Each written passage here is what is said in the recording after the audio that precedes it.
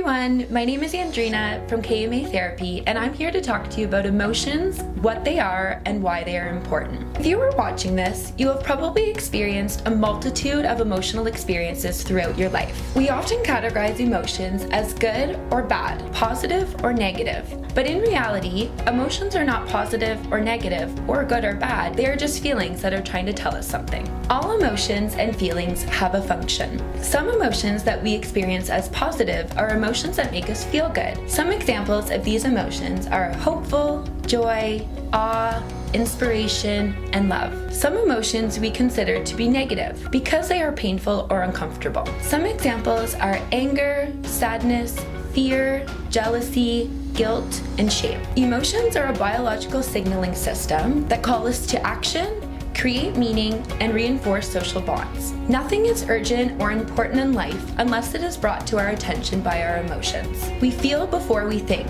For example, the stimulant of a snake registers in the emotion part of our brain, the amygdala, before it registers in the visual part of our brain, the visual cortex. Each emotion may be thought of as a spotlight that turns on to show us what needs our attention. Emotions give us information. They tell us what is personally important to us and whether or not things are going our way. Emotions call us to action. They trigger us to respond when situations feel threatening or unsafe. Emotions motivate us. They involve wishes and needs which generate action. And emotions give us meaning. They integrate experience which gives us meaning, value, and direction. Often when we are asked how we are feeling, we often respond with what we are thinking. It's important to distinguish between emotions, behaviors, physical sensations, and thoughts. Understanding brings awareness, which allows us to name the emotion and use them to our best advantage. The more we practice identifying emotions, the better we are at communicating with others how we are feeling. The simple act of naming an emotion helps us feel better. Labeling a feeling moves it from the unknown to the known, which makes it less frightening and more manageable. By thinking about a feeling, we also take the next step towards solving our problem. We can then move from awareness of the emotion to acceptance of the emotion. Sometimes we might think that we shouldn't feel the way that we feel,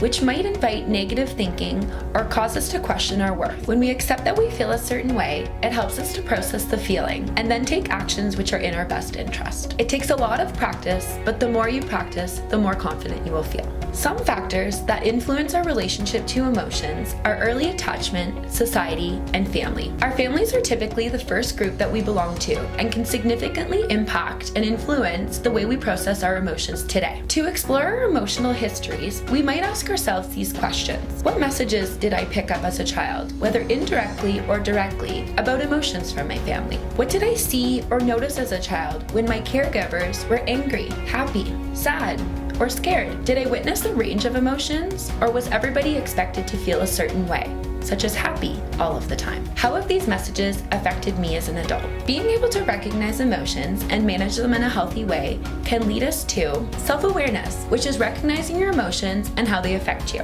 knowing your strengths and weaknesses, and having self-confidence. Then also self-management, which is the ability to control impulse, thoughts, and behavior, managing your emotions in a healthy way, and adapting to changing circumstances. Next, we have social awareness, which is understanding the emotions, needs, and concerns of other people, and feeling more comfortable socially. And finally, relationship management, which is how to develop and maintain good relationships, communicate clearly and inspire others, work well as a team, and manage conflict. Sometimes we need help distinguishing what our emotions are trying to tell us and determining what we should do about how we are feeling. If you are experiencing painful, uncomfortable, or distressing emotions, here at KMA Therapy, we have several therapists who would love to work with you to help you better understand your own emotional experiences. We offer sessions at our 3 Toronto locations and on Skype, and we're always accepting new clients, so we'd love to hear from you. Okay guys, I hope you enjoyed this video, and I'll see you next week for another video on mental health.